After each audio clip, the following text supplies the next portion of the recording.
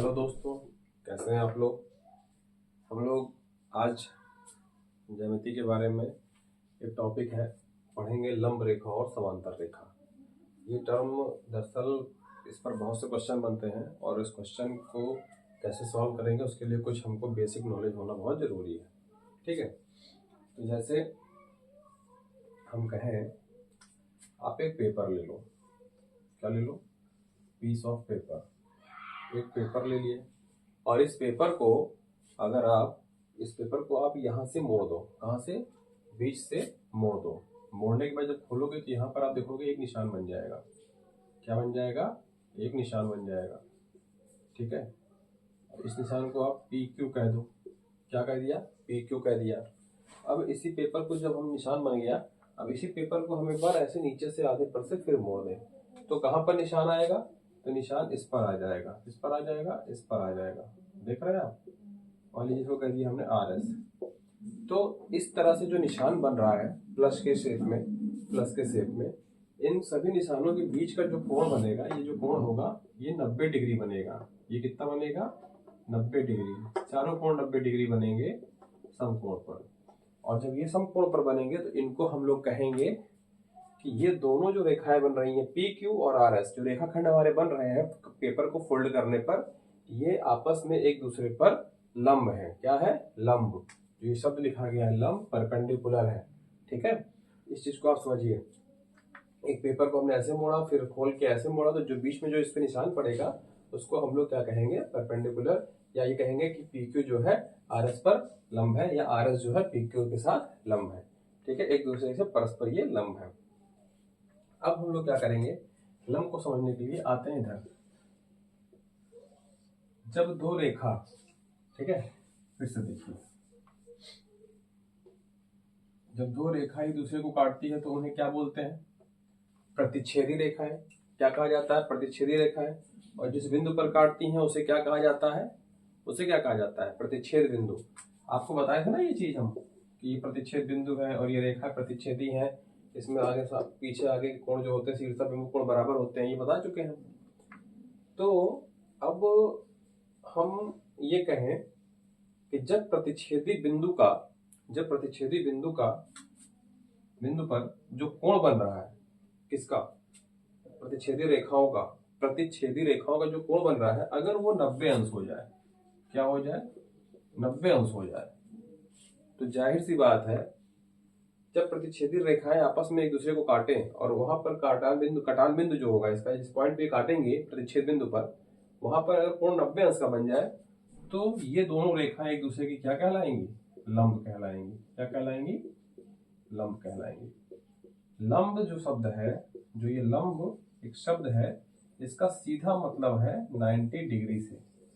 ये सीधा मतलब बताता है 90 डिग्री से। अगर लंब की कहीं बात हो जाए किसी सवाल भाषा में, अगर गणित में आ जाए कि ये लंबवत है या लंब है, तो कहीं ना कहीं ये एक दूसरे के लंबवत है।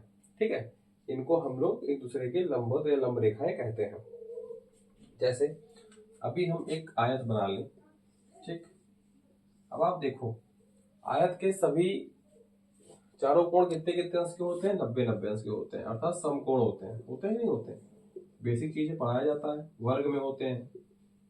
तो आप देखो, अगर ये इसको आगे बढ़ा दीजिए ऐसे और इसको आगे बढ़ा दीजिए ऐसे,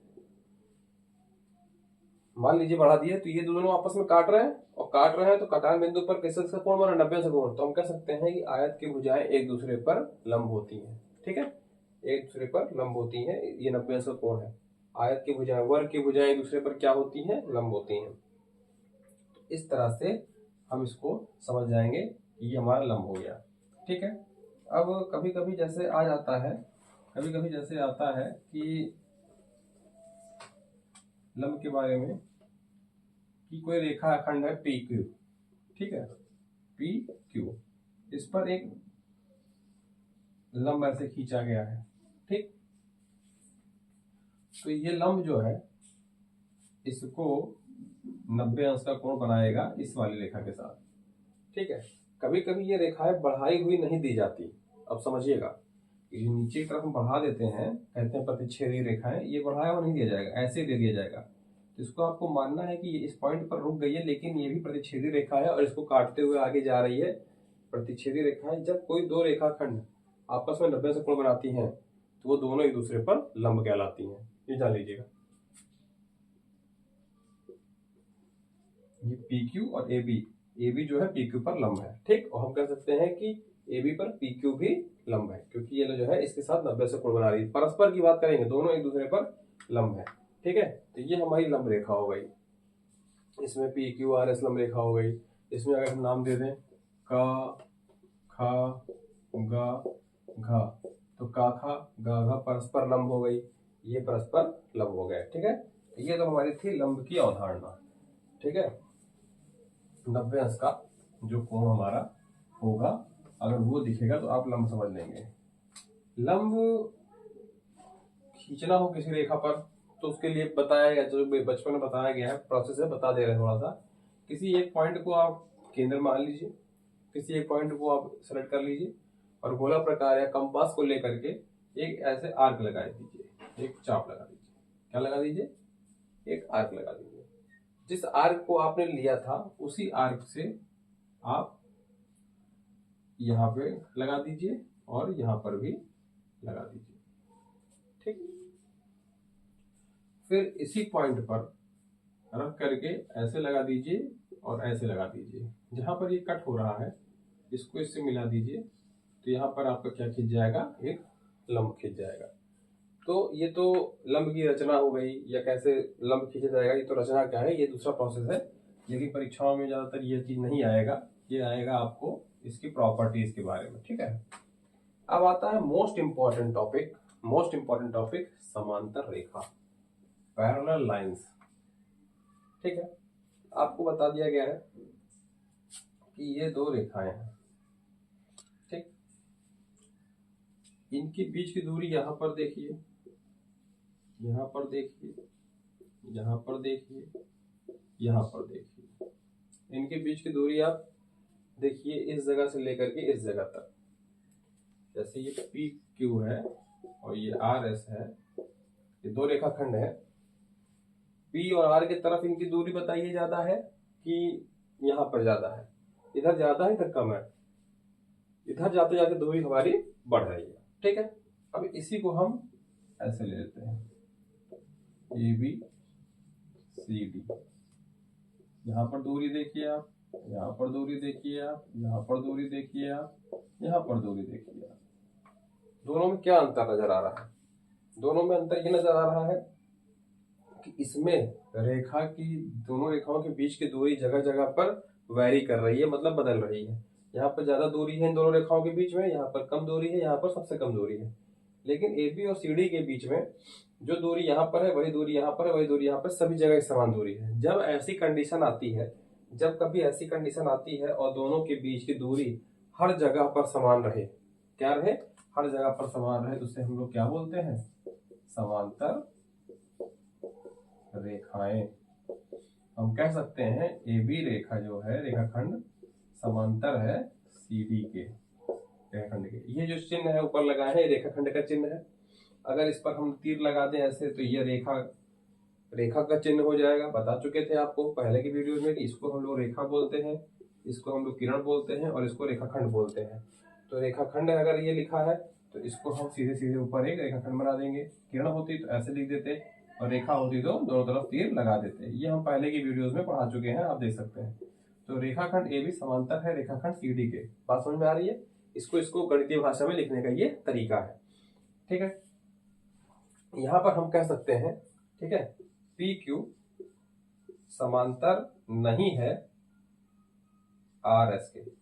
आप समझिए, समांतर चिन्ह बनाए, ये डबल खड़ी पाई समांतर का चिन्ह होती है।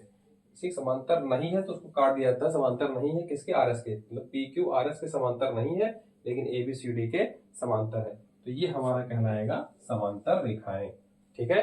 ये समांतर रेखाएं हैं। समांतर रेखाओं के बारे में हमें कुछ प्रॉपर्टीज पढ़नी है कि अगर एक चीज और देख लीजिए आप, अगर हम कहें कि दो समांतर रेखा है और इन दोनों के बीच की जो दूरी है, सॉरी समांतर रेखा नहीं बोलेगा, पहले क्या है, दो रेखाखंड दिए गए हैं, ठीक है। दो रेखाखंड दिए गए हैं, मान लीजिए AB दिया है और CD दिया है, ठीक।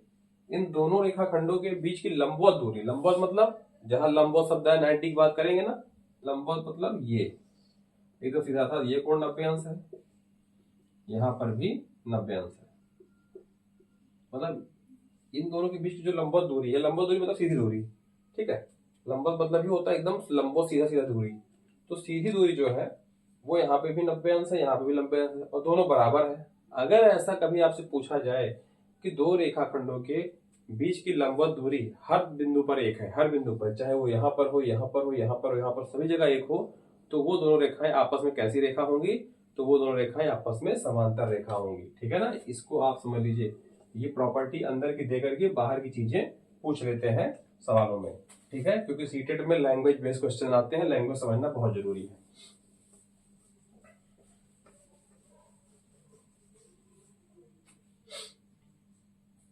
अब बात समझिए, समान दूरी और लंबवत दूरी, ठीक है, एक तो समान होगी और लंबवत होगी। अब आती है बात समांतर रेखा, सॉरी, इसी समांतर रेखा से साथ एक रेखा हम लोग और पढ़ेंगे, तिर्यक रेखा, ठीक।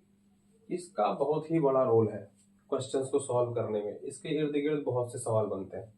जैसे ये दो रेखा यहाँ पर है, ठीक है, और ये दो रेखा खंड यहाँ पर है, ठीक है।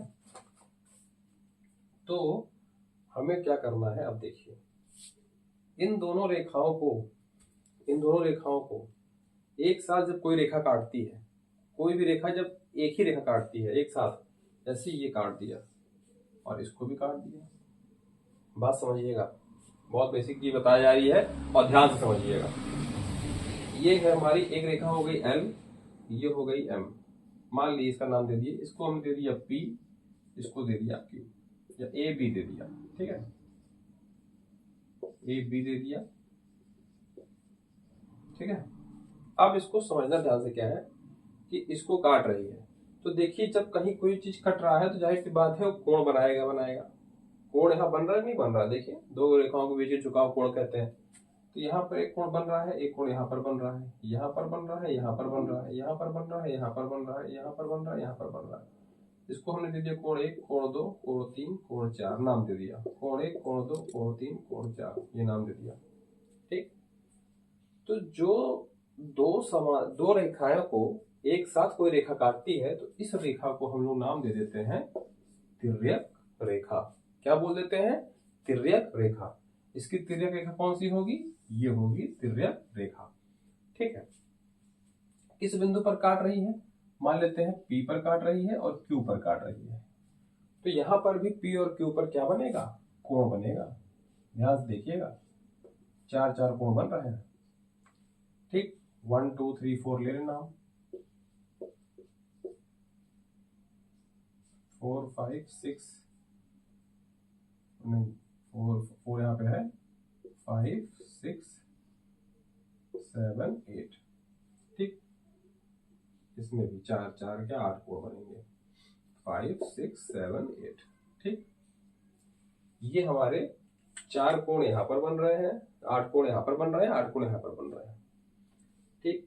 इसमें आपको पता होगा कि जो दोनों रेखाओं के बीच के कोण होंगे, बात समझिए, जो ये रेखा जा रही है, ये रेखा जा रही है, जो ये रेखा जा रही है, ये रेखा जा रही है, इसके जो बीच के कोण है, इसके अंदर के जो कोण है, उनको कहा जाता है अंतःकोण। क्या कहा जाता है? अंतःकोण, ठीक है, अंतःकोण। कौन कौन से कोण अंतःकोण होंगे? आप देखिए, दोनों रेखाओं के बीच में कौन से कोण है? 3 है, 4 है, 6 है, 5 है।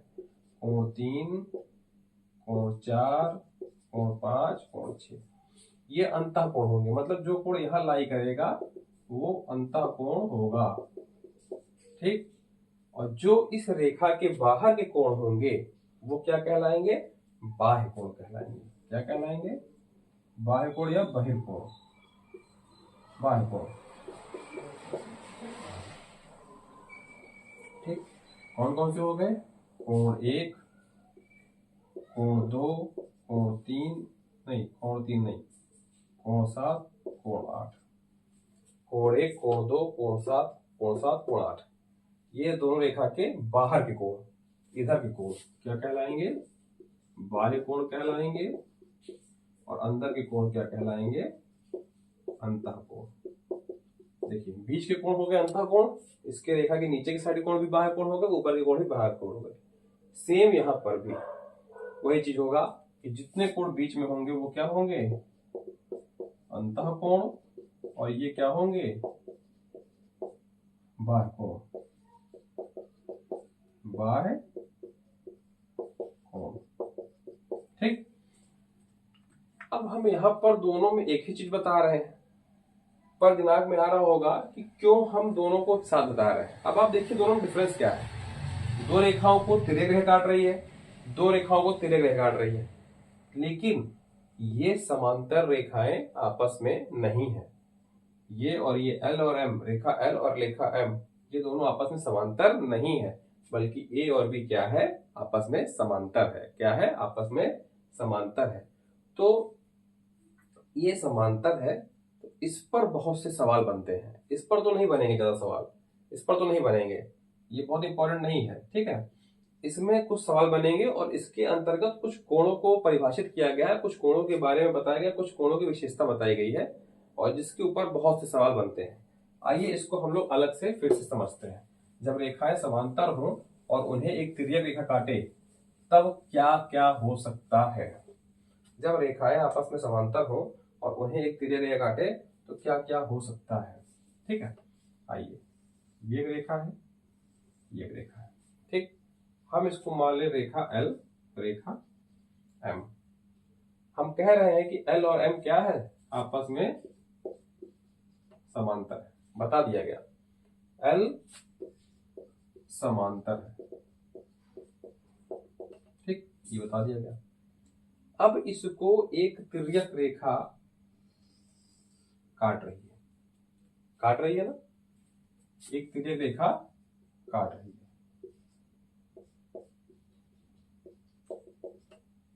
हिंदी में लिख दें भाषा में, L समांतर है M के।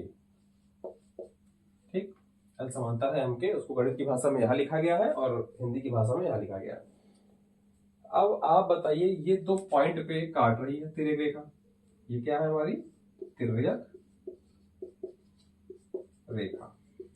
ठीक, समांतर रेखाओं को तिर्यक रेखा काट रही है और दोनों को एक ही काट रही है, तो जाहिर सी बात है कि यहाँ पर कोण बन रहा है, यहाँ पर भी कोण बन रहा है। तो जो कोण बन रहे हैं वो कितने बन रहे हैं? आप देखिए, 4 4 बन रहे हैं। सबको मैंने इसलिए अलग अलग साइज दर्शा दिया। ठीक है, इस कोण को नाम दे दिए 1, इसको 2, इसको 3, इसको 4, इसको 5, इसको 6, इसको 7, इसको 8। बहुत ध्यान से देखना है। तो इस तरह से दो समांतर रेखाओं को जब एक तिर्यक रेखा काटती है तो इस तरह से 8 कोण बनते हैं। और अंदर के कोणों को क्या बोलते हैं? अंतःकोण। बाहर के कोणों को क्या बोलते हैं? बाह्य कोण। ये आपको एकदम स्पष्ट रूप से समझ में आ चुका होगा कि अंतःकोण अंदर के कोण के हो गए, अंतःकोण क्या हो गया? 3 4 6 5। बाह्य कोण क्या हो गए? कोण 1, कोण 2, कोण 7, कोण 8। ठीक, ये चीज आपका पहले ही बता चुके हैं। अब आइए, अब इसमें क्या आता है?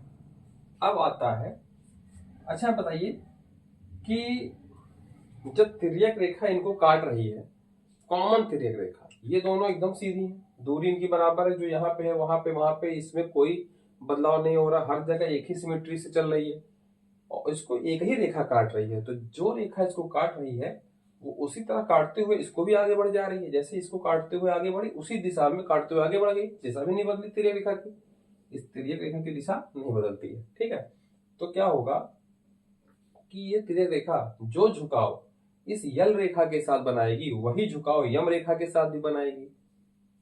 मतलब इसका और इसका जो झुकाव बन रहा है, इसका और इसका जो झुकाव बन रहा है, वही झुकाव यहां इससे साथ भी बना लेगी ना। तो कोण 1 और कोण 5 देखने में कुछ एक जैसे नहीं लग रहे हैं। आप इसको यहां से निकाल के लाओ तो कोण 1 देखिए ऐसे बन रहा है और कोण 5 भी देखिए ऐसे बन रहा है। एक जैसे बन रहा है कि नहीं बन रहा है? कहते नहीं है संगत में रहोगे तो उसके जैसे हो जाओगे। तो एक जैसे ऐसे बनने वाले कोणों को हम लोग क्या कहते हैं? संगत कोण। क्या कहते हैं? नाम देते हैं संगत कोण। ठीक है, ये नाम सुने रहिए, संगत कोण। और संगत कोण हमेशा तिर्यक रेखा के एक ही तरफ बनते हैं, उन्हीं को आपस में संगत कोण कहा जाएगा। आप देखिए तिर्यक रेखा के दाहिनी तरफ बन रहा है कोण 1 भी और कोण 5 भी, तो ये हमारे संगत कोण हो गए। तिर्यक रेखा के इधर देख लीजिए, इधर कौन से कोण है? 4। इधर वाले देख लीजिए, अभी ये 4 है और ये 8 है, तो 4 भी देखिए। अब हम 4 को बना देते हैं। 4 ऐसे बना हुआ है ना, देखिए यहां पर, और 8 भी ऐसे बना हुआ है। तो 4 और 8 आपस में क्या कहलाएंगे? संगत कोण। कोण 4 और कोण 8 क्या है? संगत कोण। बात समझ में आ रही है ना? संगत कोण होने के लिए क्या क्या कंडीशन चाहिए? पहले तो वो तिर्यक रेखा के एक साइड होंगे। देखिए 1 और 1 ये दोनों होगा। एक कोण आपका एक पहली रेखा पे बन रहा है, दूसरा कोण आपका दूसरी रेखा बन रहा है। ठीक, 8 और 4 भी पहली रेखा पे 4 बन रहा है, दूसरी पे 8 बन रहा है, और तिर्यक रेखा के एक ही साइड बन रहा है। संगत कोण हमेशा एक ही साइड बनते हैं। दूसरी चीज क्या होती है कि जो संगत कोण होते हैं समांतर रेखाओं को काटने वाले तिर्यक रेखा के चित्र में, अगर समांतर रेखा को तिर्यक रेखा काट रही है तब, ये बात ध्यान दिया, इस कंडीशन में बता रहे हैं, समांतर नहीं होगी तब ये काम नहीं फॉलो करेगा। अगर ये चीज समांतर है, तिर्यक रेखा काट रही है, तब हम क्या कहेंगे कि संगत कोण आपस में बराबर होते हैं। क्या होते हैं? बराबर होते हैं। अर्थात कोण 1 कोण 5 के बराबर होगा, कोण 1 कोण 5 के बराबर होगा, और कोण 4 कोण 8 के बराबर होगा। कोण 4 कोण 8 के बराबर होगा। इस बात को बहुत ध्यान समझ लीजिएगा। थोड़ा कंजेस्टेड हो रहा है, हम फिर से समझा दे रहे हैं। संगत कोण में यहाँ पर कोण 1 निकल के आया और कोण 5 निकल के आया, तो कोण 1 बराबर है कोण 5 के, और ये जो कोण है कोण 4 और कोण 8, कोण 4 बराबर है कोण 8 के। ठीक, और क्यों बराबर है बता चुके हैं कि ये संगत कोण है। क्या है? संगत कोण है। ठीक, तो आप कह सकते हो कि संगत कोण हमेशा बराबर होते हैं तब जब समांतर रेखाओं को तिर्यक रेखा काटती है। संगत कोण हमेशा तिर्यक रेखा के एक ही तरफ होते हैं। दोनों संगत कोणों में से एक कोण एक रेखा पर बनता है, दूसरा कोण दूसरी रेखा पर बनता है। ठीक, एक समांतर रेखा पर बनता है पहला कोण, दूसरा कोण दूसरी समांतर रेखा बनता है।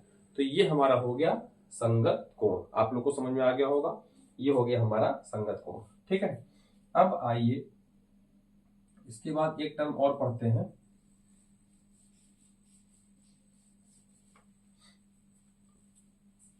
हाँ, संगत कोण 1 है, 5 है, 4 है, 8 है, तो क्या संगत कोण 2 और 6 नहीं है? 2 और 6 ये भी संगत कोण है, क्योंकि ये भी तिर्यक रेखा के अपोजिट साइड बने हैं। और 3 और 7 कोण 3 बराबर कोण 7, तो इसको भी आप कह सकते हैं संगत कोण। ठीक है ना? क्यों नहीं एक ही साइड वाले को लेंगे? एक साइड वाले संगत कोण कहलाएंगे। कोण 1 कोण 5, कोण 1 बराबर कोण 5 और कोण 4 बराबर कोण 8। ये सभी के सभी क्या है? संगत कोण है। ठीक है, ये वाला इसके दाहिने तरफ बन रहा है, ये वाला इसके बाएं तरफ बन रहा है। ये हमारा हो गया संगत कोण। अब इसी चित्र में हम देखेंगे एक शब्दावली और आती है, एकांतर कोण। एकांतर कोण, ठीक, नाम से लग रहा है एकांतर। किस चीज का अंतर? एक अंतर होगा, नाम में लग रहा है एक का अंतर है। अब क्या अंतर है उसको हम लोग समझने का प्रयास करेंगे। एकांतर में हम आपको पढ़ा चुके थे, प्रतिच्छेदी रेखाएं जब काटती हैं आपस में, ध्यान से देखिएगा, तो यहाँ पर जो आमने सामने के कोण होते हैं, मतलब एक दूसरे की तरफ पीठ करके खड़े हो जाओ तो शीर्षा विमुख, इसका मुंह इधर है, इसका मुंह इधर है, शीर्षा विमुख कोण पढ़ाए थे। शीर्षा विमुख कोण बराबर होता है, मतलब जो कोण का मान ये होगा झुकाव, वही इसका होगा। देखने से भी लग रहा है, और जो इसका होगा वही इसका होगा। तो विपरीत कोण आपस में क्या होते हैं, अगर सेम रेखा से ऐसे काटे जाएं तो विपरीत कोण क्या होंगे, बराबर होंगे। ठीक है, तो अब आप कुछ देर के लिए इस पॉइंट को देखो, इस पॉइंट को, इतने दूर को देखो। हम इसको काट के अलग बना लेते हैं। ऐसे तो बना है 1 2 3 4, ऐसे तो बना है ये ऊपर वाला हिस्सा। क्या ये दो रेखाएं आपस में काट नहीं रही हैं? क्या ये दोनों शीर्षाभिमुख कोण नहीं है? तो कोण 1 कोण 2, कोण 1 कोण 3 बराबर नहीं हो जाएगा? कोण 2 कोण 4 बराबर नहीं हो जाएगा आपस में? जितना कोण 1 का मान होगा उतना कोण 3 का मान होगा, जितना कोण 2 का मान होगा उतना कोण 4 का मान होगा। ठीक है, तो शीर्षाभिमुख कोण की वजह से ये बराबर होंगे। क्यों बता रहे हैं इसको बाद में समझाते हैं। अब देखिए, अब बात आती है एकांतर कोण की। इसका सबसे अच्छा सा नियम यह है कि एकांतर कोण में हम लोग दो तरीके से देखेंगे। एक होता है, जैसे हम पढ़े थे ना, अंतः कोण बाह्य कोण, तो ऐसे एकांतर कोण में भी दो तरह के कोण होते हैं। बाह्य एकांतर कोण और दूसरा है अंतः एकांतर कोण। क्या है बाह्य अंतः? आपको बाह्य और अंतः से डरने की जरूरत ही नहीं है, क्योंकि ये बाह्य शब्द जो है पहले ही हम समझा चुके हैं कि रेखाओं के जो बाहर बनते हैं। सिंपल सा फंडा है कि रेखाओं के जो बाहर साइड बनेंगे वो होंगे बाह्य वाले कोण, और अंतः वाले दोनों रेखाओं के बीच में बनेंगे। तो ये तो शब्द आ गया कि अंतः बाह्य क्यों लगा है। अब एकांतर कोण क्या होता है, आइए हम देखते हैं बाह्य एकांतर कोण में। ठीक है, जो ये आपको एक दिख रहा है, एक, ठीक, कोण एक, इसका एकांतर कोण कौन सा होगा? ये रेखा ऐसे काटते हुए चली आ रही है, सेम झुकाव से, देखते चलिए, सेम झुकाव से। तो जब हम बताए थे कि कोण ये अगर एक है तो कोण 5 भी वही उसी बराबर होगा, होगा कि नहीं होगा? क्यों? संगत कोण है। अभी पहले पढ़ा चुके हैं कि संगत कोण एक ही तरफ बनते हैं, एक जैसे कोण संगत कोण कहलाते हैं। 1 और 5 को लिखा चुके थे, संगत कोण है, ये कोण बराबर इसके कोण होगा। तो क्या 5 के बराबर 7 नहीं होगा?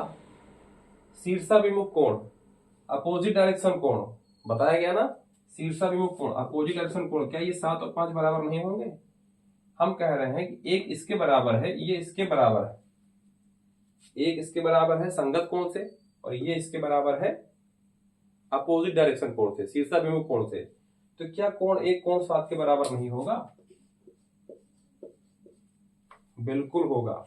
और सबसे बड़ी बात, ये तिर्यक रेखा के इस तरफ बन रहा है और ये तिर्यक रेखा के इस तरफ बन रहा है। आप देख सकते हैं दोनों की पोजीशन, देख रहे हैं ना, लोकेशन देख रहे हैं ना, इसकी इधर है, इसकी इधर है, इसीलिए इसका नाम एकांतर कोण पड़ा। मतलब एक कोण इस तरफ है, दूसरा कोण एक है, इसके बीच में एक लाइन का अंतर आ रहा है, इसलिए इसका नाम क्या पड़ा?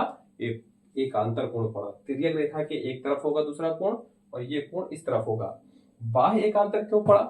क्योंकि दोनों के दोनों कोण कहां पर है? बाहर है। दोनों के दोनों कोण कहां पर है? बाहर है, रेखा से बाहर है।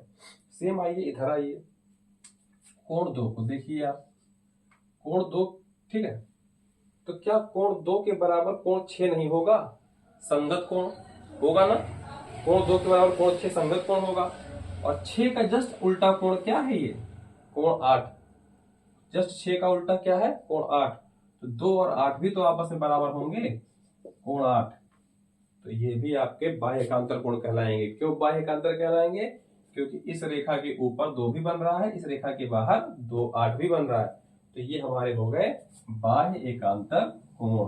बात समझा? एकांतर इसलिए कि पहला वाला तिर्यक रेखा के इधर बन रहा है और दूसरा वाला तिर्यक रेखा के इधर बन रहा है। तो इन दोनों का संबंध जो है, इसका और इसका, इसका और इसका संबंध बाह्य एकांतर कोण के रूप में है। इसका और इसका संबंध बाह्य एकांतर कोण के रूप में है। दो कंडीशन यहाँ पर बन के आई।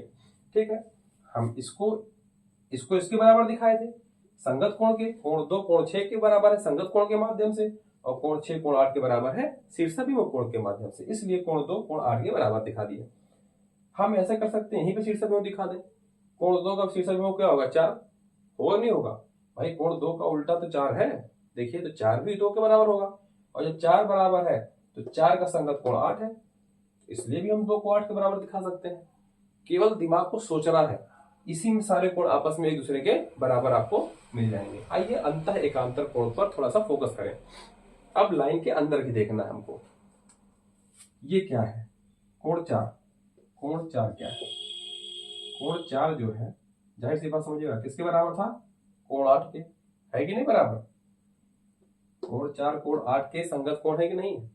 या कोण 4 जो है कोण 2 के बराबर है, शीर्षाभिमुख कोण के बराबर है, 2 का भी संगत 6 है। अर्थात हम कह सकते हैं कि कोण 4 कोण 6 के बराबर है। कैसे बराबर है? फिर से ध्यान दीजिए, आपको समझ में नहीं आ रहा होगा। फिर से, कोण 4 कोण 8 के संगत कोण है, ये कोण संगत कोण है, अतः 4 और 8 क्या होंगे? बराबर होंगे। और 4 8 बराबर है तो 8 के जस्ट अपोजिट 6 है, तो 8 और 6 बराबर होंगे। अगर ये इसके बराबर है और ये इसके बराबर है तो हम कह सकते हैं कि ये भी इसके बराबर होगा। और ये आप देख सकते हो, लाइन के इस तरफ है, दूसरा लाइन के इधर है। 4 और 6 को देखिए आपके ओर, 4 इधर है, 6 इधर है, तो एकांतर कोण बन गया। और दोनों रेखाओं के बीच में 4 और 6 है, दोनों रेखाओं के बीच में 4 और 6 है, तो क्या हो गया? अंतः एकांतर कोण हो गया। अब आइए 3 पर। कोण 3 बराबर, अपने आप बता सकते हैं आप, हमें बताने की जरूरत ही नहीं है। कोण 3 का जस्ट उल्टा देखिए, कोण 1 बराबर होगा, 3 और 1 बराबर है ना। और एक इसका संगत कोण है, कोण 5 का, है कि नहीं है? है। 3 7 का संगत कोण है, तो 7 5 का उल्टा है। अब चाहे आप इससे बराबर करा के तब इसको बराबर करिए, चाहे आप 3 से 7 को बराबर करा के तब इससे कराइए, ये आपके ऊपर डिपेंड करता है। तो हम 3 का उल्टा कोण ले लिए, शीर्षाभिमुख कोण ले लिए 1, और 1 5 का संगत है, इसलिए 3 भी 5 के बराबर होगा। तो अब आप बताओ, 3 जो है तिर्यक रेखा के इधर है या इधर है? जाहिर सी बात है, 3 इस तरफ है और 5 इस तरफ है, और दोनों रेखाओं के बीचों बीच में है, इसलिए अंतः एकांतर कोण हो गए। क्या हो गए? अंतः एकांतर कोण हो गए। बात समझ में आ गया? ये चीज को आपको समझ में आ गया। अगर आपको इसको नोट डाउन करना है तो नोट डाउन कर लीजिए, ये फिगर बना करके, ये बहुत इंपॉर्टेंट है। इसमें हम लोगों ने पढ़ा संगत कोण, एकांतर कोण, अंतः एकांतर कोण, बाह्य एकांतर कोण, अंतः कोण, बाह्य कोण। ठीक है, इस चीज को आप बना करके हल करेंगे तो बहुत ही अच्छे से समझ में आएगा।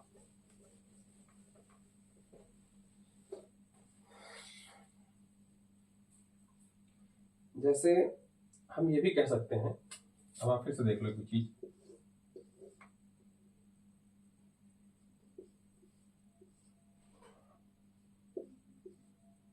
एक 2 3 4 5 6 7 8, हम ये कह दें कि एकांतर जो कोण होते हैं आपस में, कौन कौन से एकांतर कोण हो गए? चलिए बाह्य एकांतर देखते हैं पहले। 1 और 7, 1 और 7, कोण 1 और कोण 7 बाह्य एकांतर होंगे, पढ़ा दिया गया है। ये इधर है, ये इधर है। हम कहेंगे कि ये दोनों बराबर तो हैं, ठीक, और हाँ ये दोनों बराबर तो हैं। अब दोनों का देखा जाए, एक ही रेखा पर तिर्यक रेखा जो काटती है, एक मिनट, नहीं थोड़ा सा गड़बड़ हो गया, एक सेकंड, इस पे हमको बताना है, क्वेश्चन निकालना।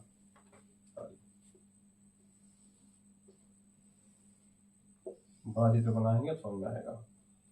ठीक, ये रेखा L है, ये M है, ये हमारा है पॉइंट P पर काट रहा है, पॉइंट Q पर काट रहा है। ठीक है, एक कोण यहां पर हमको दे दिया, मान लीजिए दे दिया ये 70 अंश। कितना अंश? 70 अंश। तो हम कहें आप बाकी के 8 कोण का मान निकालिए, मतलब कोण 1 जो है 70 अंश दे दिया, तो कोण 2, कोण 3, कोण 4, कोण 5, कोण 6, कोण 7, कोण 8 निकालना है। बहुत ही इजी है। एक कोण, कोई भी एक कोण अगर दे दे 8 में से, हम सारे कोण निकाल लेंगे। कैसे?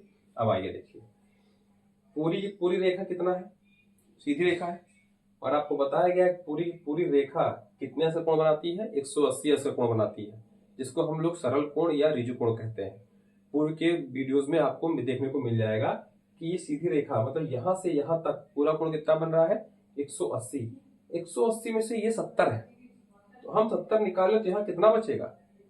180 में से 70 निकाल लें तो यहाँ कितना बचेगा? बचेगा 110 अंश। कहने मतलब ये पूरा कोण यहाँ से चलना शुरू करिए, यहाँ से चलना शुरू करिए और यहाँ यहाँ यहाँ यहाँ तक कितना बनेगा? 180 बनेगा। 180 में उन्होंने इतना कोण दे दिया है 70, तो बचा कितना कोण? 110 अंश का कोण बचा, इतना कोण बचा। तो कोण एक जो है हमारा दिया था 70 अंश, तो कोण दो हमारा कितना बचा? 110 अंश। चलिए भाई, अब सिंपल सा फंडा देख लो, 70 का जस्ट उल्टा क्या है? सॉरी, एक का उल्टा क्या है? कोण 3 है कि नहीं है? तो शीर्ष अभिमुख कोण बराबर होते हैं, तो ये 70 है तो ये भी बराबर होगा, तो कोण 3 क्या हो गया? 70 अंश हो गया। अब ये इसके बराबर है, ये इसके बराबर है शीर्ष अभिमुख कोण, तो कोण 2 कोण 4 के बराबर होगा, इसलिए कोण 4 भी क्या हो गया? 110 अंश हो गया। ये तो हो गया इस पॉइंट पी पे निकले हुए सारे कोण, पॉइंट पी पे, बिंदु पी पर निकला हुआ कोण। अब क्यू पर कैसे निकालेंगे? आइए, कोण 1 कोण 5 का संगत कोण है। अभी आप वीडियो को बैक करके देख सकते हैं, पढ़ाए हैं कि कोण 1 कोण 5 का, कोण 1 कोण 5 का संगत कोण है। अगर कोण 1 70 है तो कोण 5 भी क्या होगा? 70 अंश होगा। ये भी क्या होगा? 70 अंश होगा। ये 70 होगा, तो फिर वही बात 180, ये पूरा पूरा कितना होगा? ये पूरा पूरा कितना होगा? 180 है कि नहीं है? जब ये 180 है तो 70 निकाल दो, फिर 110 बचेगा। या फिर हम कह दें कि 2 और 6 संगत कोण है, तो 2 का जो मान होगा वही मान इसका होगा। बोल सकते हैं, नहीं बोल सकते? या फिर हम कह दें कि 4 और 6 एकांतर कोण है, अंतः एकांतर कोण है, जो 4 का मान होगा वही 6 का होगा, तो जो 2 का मान होगा संगत कोण से वो 6 का मान हो जाएगा। देखिए कितनी अच्छी सी बातें समझ में आ रही हैं, सारी चीजें, प्रॉपर्टी जो बताई गई अभी तुरंत। 2 से हम 6 का मान निकाल सकते हैं, किस बेस पे? संगत कोण बराबर होते हैं, इस बेस पे। 4 से हम 6 का मान निकाल सकते हैं, किस बेस पे? इस बेस पे कि अंतः एकांतर कोण बराबर होते हैं, 4 6 अंतः एकांतर कोण है, इस बेस पे। 5 से हम कैसे निकाल सकते हैं? क्योंकि पूरे कोण का योग 180 अंश होता है, उसमें से 70 निकाल लेंगे तो कितना बचेगा? 110 बचेगा। तो 3 तरह से हम कोण 6 का मान निकाल लेते हैं, और कोण 6 का मान आता है 110 डिग्री। बात समझ में आ गई? आइए आगे, जब 6 का मान 110 आ गया तो जाहिर सी बात है फिर वही जो ऊपर लगाए थे प्रॉपर्टी 7 का, आप इससे भी निकाल सकते हो, इसका जस्ट उल्टा है 7, तो 70 ही है, 70 ही है। या फिर आप 3 का संगत कोण देख लो, 3 का संगत कोण भी 7 है, संगत कोण की परिभाषा से निकालोगे तो 3 के माध्यम से निकल जाएगा। बाह्य एकांतर कोण से निकालोगे तो 1 के माध्यम से निकल जाएगा, 1 और 7 के माध्यम से निकल जाएगा। तो कहने का मतलब क्या है कि अगर हमें एक कोण पता चल जाए तो संगत कोण एकांतर कोण की प्रॉपर्टी को लगाते हुए हम सारे कोणों को मान कई तरीके से निकाल सकते हैं। तो 7 भी हमारा क्या हो गया? कोण 7 क्या हो गया? 70 अंश हो गया। अब बचा कोण 8, तो जस्ट इसका उल्टा है, 6 का उल्टा है, तो ये भी 110 हो जाएगा। चलिए इसको छोड़ दीजिए, इस नियम को हम यहां से लगाते हैं। 4 का संगत कोण है, तो देखिए 4 110 है, तो 8 भी 110 हो जाएगा। चलिए छोड़ दीजिए। बाह्य एकांतर कोण है, बाह्य एकांतर कोण है, 2 110 है, तो 8 भी 110 हो जाएगा। तो कोण 8 क्या हो जाएगा? 110 हो जाएगा। ठीक है, कोई डाउट? कोई डाउट? मैंने 8 कोण निकालना तरीका बता दिया, कोई भी एक देकर के आपसे पूछ सकता है इस चीज को जानिए। हाँ, लेकिन तब ये कंडीशन लगेगी जब ये दोनों समांतर हों, L और M समांतर हों। अगर समांतर नहीं होंगे तो ये रूल आपका फेल हो जाएगा, संगत कोण बराबर एकांतर कोण बराबर, ये फेल हो जाएगा। इसके लिए आपका दोनों रेखाओं का समांतर होना मस्ट, L समांतर होना ही चाहिए M के, इस बात को ध्यान रखिएगा। तब तिर्यक रेखा काटेगी, तब जाकर के ये सवाल आपका सही होगा। ठीक है,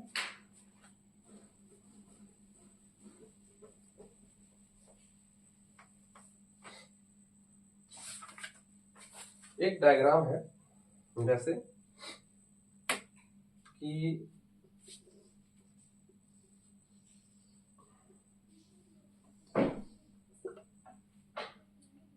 एक त्रिभुज बना हुआ है, ठीक है, ए बी सी डी, कह रहा है कि ये कोण 30 अंश है और ये रेखा समांतर, मतलब रेखा AE और रेखा BD, रेखा AE समांतर है BD के। तो क्या हम कोण E बता सकते हैं? कोण ई बता सकते हैं? ये कौन पूछ रहा है? तो इसको समझें कैसे। अभी हमने समांतर रेखा पढ़ाया, जो सवाल हम बता दे रहे हैं, आप इसको अलग कर लीजिए, ए ई और बी डी, और आप देख रहे होंगे कि इसको जो डी ई को काट रही है ऐसे एक रेखा, सी है ये डी ई काट रही है ना, इस चित्र से इसको निकालकर हमने अलग कर लिया। तो हम कह नहीं सकते हैं, इसको बढ़ा हुआ मान लीजिए आगे,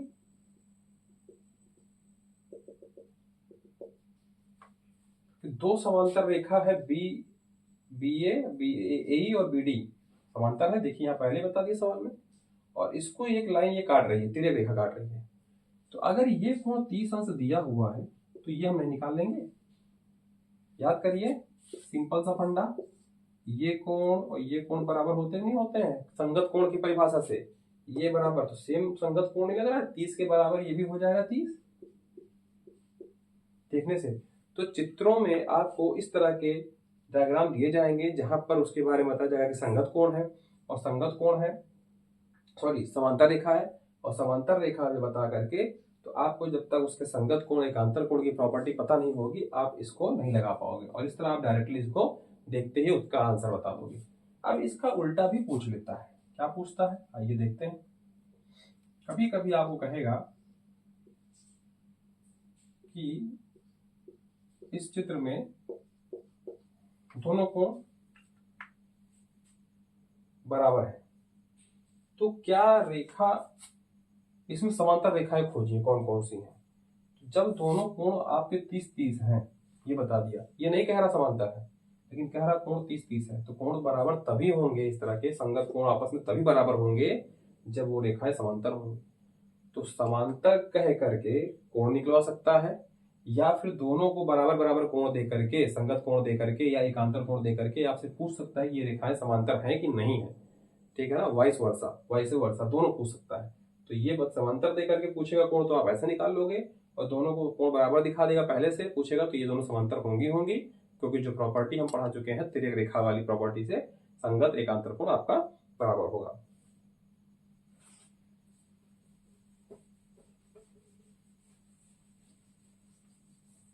जैसे एक सवाल हम और देखते हैं, ये है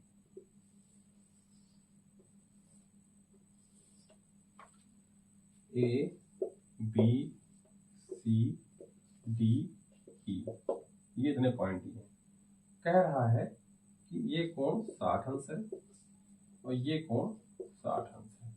अब पूछ रहा है कि इसमें कौन सी रेखाएं आपस में समांतर है, ठीक। तो अब आपको देखने से ही लग रहा होगा कि यहाँ पर भी 60 बन रहा है, यहाँ पर भी 60 बन रहा है, कुछ ना कुछ संगत कोण टाइप का है। आइए इसको हम अलग करते हैं, ये अलग कर लिए, बी निकाल लिए और ए निकाल लिए, यहाँ से बी ए निकाल लिए यहाँ पर, और इसी पॉइंट पर हमने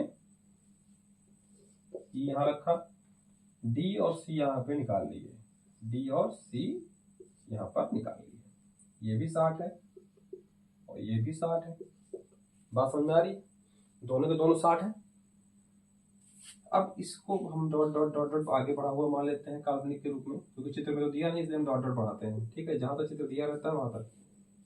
अब इस चित्र को थोड़ा सा घुमा करके इमेजिन करिए, क्या आपको समझ में आ रहा है कि ये दो रेखाओं को एक तिर्यक रेखा काट रही है, लेकिन समांतर नहीं बताया गया है, लेकिन यहाँ पे कहा गया ये दोनों कोण बराबर हैं। ये दोनों कोण कब बराबर होंगे, संगत कोण कब बराबर होंगे, ये दोनों कोण तभी बराबर होंगे जब ये रेखाएं आपस में क्या होंगी, समांतर होंगी, अर्थात ए बी और सी डी समांतर होंगी। तो हम इन दोनों कोणों के आधार पर कह सकते हैं कि ए बी और सी डी आपस में क्या है, समांतर है। आपसे इस तरह के सवाल पूछे जा सकते हैं, ठीक है। या फिर इसी सवाल में क्या करता, एक कोण को हटा देता और पहले कह देता है कि ए बी समांतर आपके डी सी है, तो कोण सी का मान बताइए। तो आपको जब पहले पता है कि दोनों समांतर हैं, तिर्यक रेखा काट रही है, तो एक कोण ये है जिसका संगत कोण भी 60 होगा, ठीक है ना। ऐसे सवाल आपसे पूछे जाएंगे चित्र दे करके, एक दो कोण दे करके, या उसकी प्रॉपर्टीज जाके अगर समांतर है कि नहीं है, कोण है एकांतर कोण है, तो आपसे कोई बाकी 8 कोण निकालेंगे। आज के लिए इतना ही। इसमें कोई डाउट होगा तो कमेंट सेक्शन में जरूर पूछें, उसका सोल्यूशन आपको अवश्य बताया जाएगा। धन्यवाद।